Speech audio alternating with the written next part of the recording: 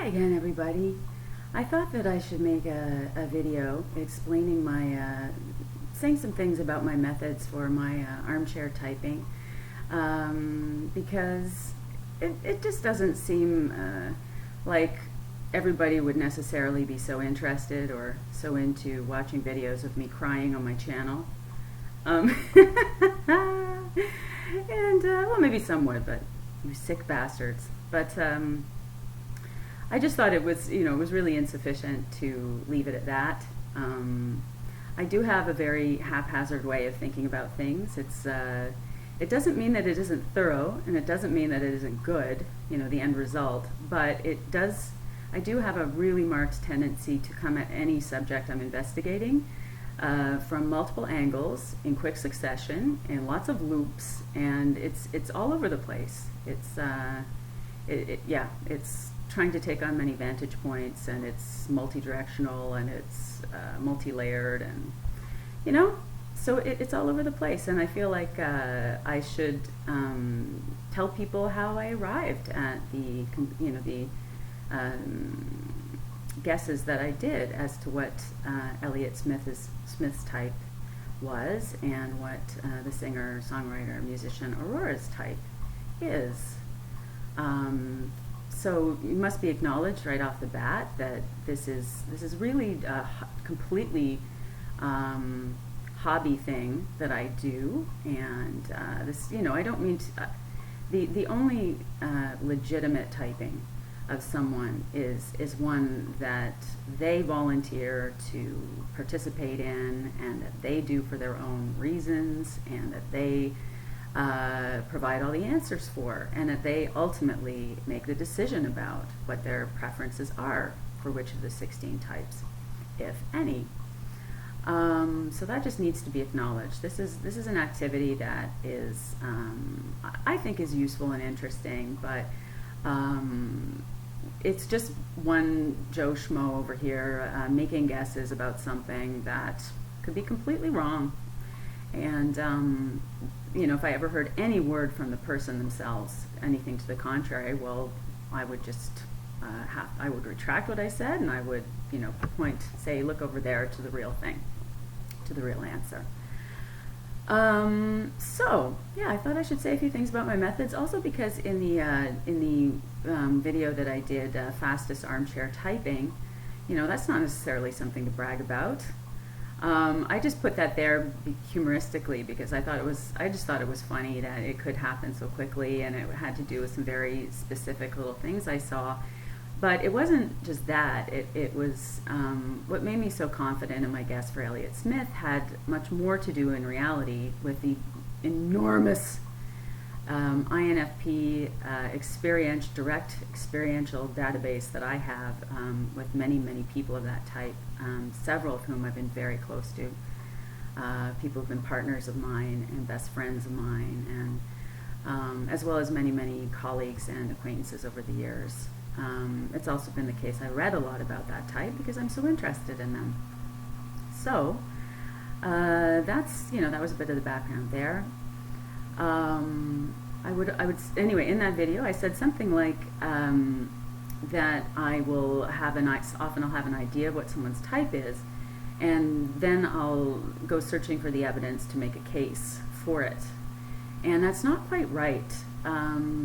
That's not what I do. It's just that I come at it from many different directions, but I remain open through the process. And there have been some armchair typing attempts I've done that I worked on a long time, and in collaboration too. And neither one of us, after a long time of going back and forth with yeah, but, and look at this, and what do you think of this, and really looking at the fine detail of the textual data about the person, from the person, direct quotes and so on, and we still couldn't come up with it. I'm thinking of, for example, a marvelous singer, songwriter, and musician, Anna Calvi.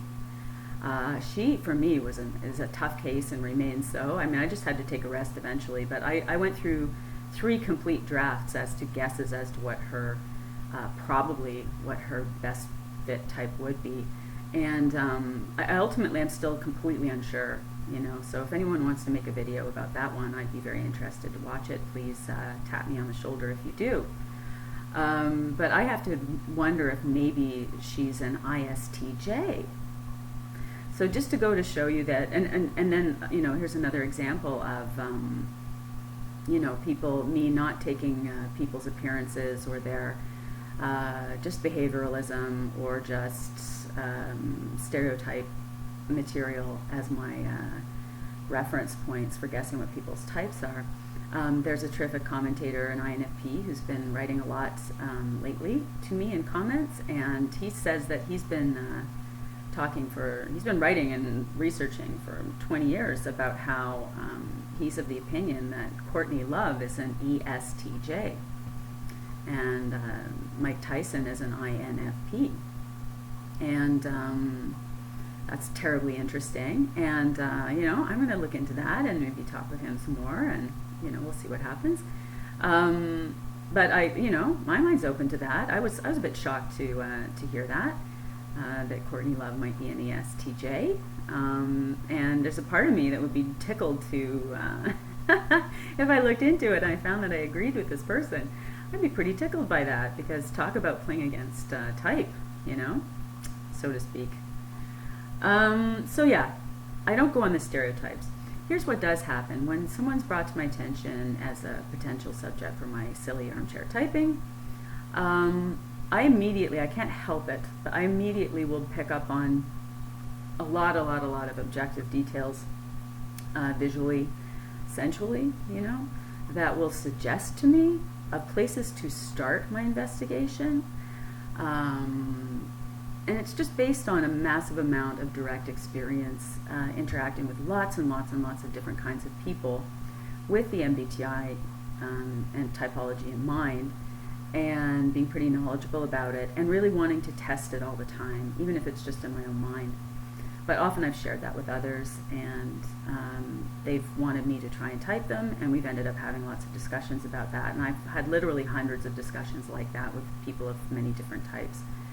And it's so that's what's informing me, is my direct experience. I also think that being an ENFP with extroverted intuition at the helm of my cognitive function stack, I think it does kind of predispose me, and because it's very exercised, it is very developed in my case. It's had lots of chance to roam and be exercised and developed, so it's pretty massive, and I use it all the time, and I can't really help it. And that's a cognitive function that I do think really lends itself to noticing unusual and telling details in the objective world. And yeah, as some other YouTubers who talk about the MBTI say, kind of thinking as a detective, you know, always looking for telling details in the objective world that might indicate an unobvious pattern in social phenomena. And so it might have to do with an individual and their story, or it might have to do with a sociological trend. It's usually focused on people, in my case. I'm very, very interested in them, and that too is definitely partly because my auxiliary function is FI, so that connotes a lot of, you know, deep emotionalism and interested in, you know, things that are associated with humanism, and just be interested in people and psychology, and what people do and why they do it, and what are the stories they tell themselves as they go about their lives, affecting things. So yeah, so that's kind of, so I will start, and I will have some ideas of where I want to start looking first, and then I go through a process of elimination. And it may be a very long process, as I said, the example of Calvi, where that's still ongoing. I mean, that was months ago. I attempted that with my friend, and we just ultimately, we were like, I don't know. You know, we watched so many interviews and like really went over things with a fine-tooth comb, and we just really couldn't settle on anything that either one of us felt confident in. But then here comes along AURORA and Elliott Smith too, where just immediately I was like, oh my God, you know. So I knew I wanted to look. I knew I wanted to look in the area of NF for sure right away. I'll speak about Aurora in the next video for this little series I make today. But I just want to tell you that, so what I'll do is I'll start my investigation there. So I am being somewhat lightly guided by objective stuff and also by some stereotypical stuff. But what I do is I make sure that I challenge myself continually, and I welcome challenge from others to think about what else, what else. Like, I really want to look over everything that I can and really think about it, because I want to get the type right. That's much more important to me than me being right, or that me getting it right really fast, or there's not really a competitive thing in it for me. It's more just I get a lot of satisfaction just out of the activity itself. So, and I would not want to ever talk, I would never want to make, it's certainly not this way, anything public where I didn't feel like I was confident that I'd done the homework and I really had a good case for my opinion. My opinion, that's all it is. Yeah, so usually I'll go through, I'll come at it from all kinds of directions. I'll try and get as much sort of, I try to see the person. I try to see live interviews with a person and really pay attention to what they're saying and how they're saying it. I pay attention to a lesser extent to biographical details, but I feel like those are not, I feel like the most pertinent information that should be looked at, the most solid evidence that there can be, is textual. It's what the person's saying, and to a lesser extent, but still important extent, how they're saying it. Also reading between the lines at what they're not saying, explicitly. So that's what I mean. I'm taking in that kind of verbal communication all round. And I feel like that's the stuff to really be looked at, and that's the only part to be taken even half seriously, because what the typology is all about is cognition. It's about patterns in cognition, which we talk about in the theory via key concepts like cognitive functions, Jungian cognitive functions, and the cognitive function stacks per type, so on. And language, if you don't have access to the person themselves and all the information you're supposed to have to do a typing, the best you can do is to get a lot of textual and a lot of text to pore over, transcripts, but also seeing them live if you have any intuition about these things at all, which I do. Picking up things from people non-verbally. So it's in what people say that is the best proxy we have for how they're thinking. It's just that. It's a proxy, it's inexact, it's open to interpretation to a great extent. That's why we have these controversies in the community about who's what type.